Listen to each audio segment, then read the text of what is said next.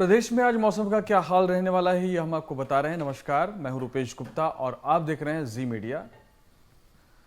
सबसे पहले बात की जाए तो आज जो स्थिति है उसके हिसाब से बारिश कुछ जगहों पर होगी और ज़्यादातर जगहों पर बादलों और धूप के बीच में आंख मिचौली चलेगी। यानी कि जो कम अवदाब का क्षेत्र बना हुआ था वो डीप डिप्रेशन वो छत्तीसगढ़ से शिफ्ट हो चुका है महाराष्ट्र और मध्य प्रदेश के दक्षिणी हिस्से में।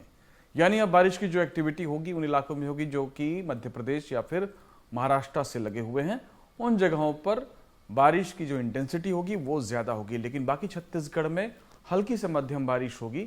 और लगातार बारिश के बाद रायपुर में मौसम धूप निकल रही है, मौसम ठीक ठाक रहेगा और यही उम्मीद की जा रही है कि अगले कुछ दिनों तक यही परिस्थिति बनी रहेगी। लेकिन लोकल वजहों से प्रदेश में कई जगहों पर वज्रपात हो सकती है, कई जगहों पे तेज़ हवाएं चल सकती हैं, कई जगह पर बारिश ठीक ठाक हो सकती है। लेकिन अगर पूरे सिस्टम की बात की जाए तो पूरा सिस्टम अभी फ़िलहाल शिफ्ट हो चुका है ये नागपुर के पास महाराष्ट्र में और मध्य प्रदेश के दक्षिणी हिस्से में।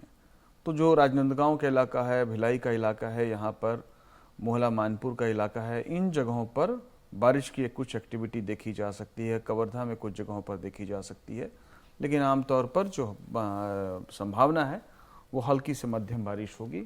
इस बीच में जो नदियों का उफान है वो लगातार जारी है और दक्षिण से लेकर के उत्तर तक तमाम नदियाँ लबालब भरी हुई हैं। कई जगहों पर लोगों को रेस्क्यू किया जा रहा है, खासतौर से बस्तर के इलाके में।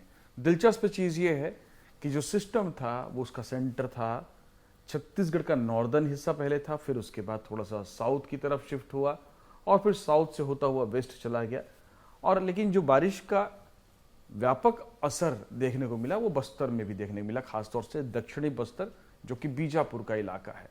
एक साउथ का सिस्टम था जो कि बार बार डेवलप हो रहा था, उसका माना जा रहा है कि उसकी वजह से ये असर रहा है। इसके अलावा जो द्रोणिका है वो लगातार राजस्थान से लेकर के बंगाल की खाड़ी तक बनी हुई है, जिसकी वजह से बारिश की एक्टिविटी लगातार चलेगी। तो अभी मानसून का महीना है, सावन का महीना भी शुरू हो चुका है, तो ये उम्मीद की जानी चाहिए कि इस महीने में भी लगातार सिस्टम बनेंगे, अच्छे सिस्टम बनेंगे और बारिश होगी। प्रदेश में अगर बात की जाए जितनी बारिश कम थी करीब करीब वो मेकअप हो चुका है, यानी कि औसत बारिश के रेंज में प्रदेश आ चुका है। अब आने वाले अगस्त के महीने में क्या कुछ होता है, क्योंकि पूरे 30 दिन बचे हुए हैं, इस बात पर निर्भर करेगा कि इस साल अल नीनो का कितना इफेक्ट होता है, छत्तीसगढ़ में पड़ता है कि नहीं पड़ता है, और छत्तीसगढ़ में पड़ता है तो किन इलाकों में पड़ता है।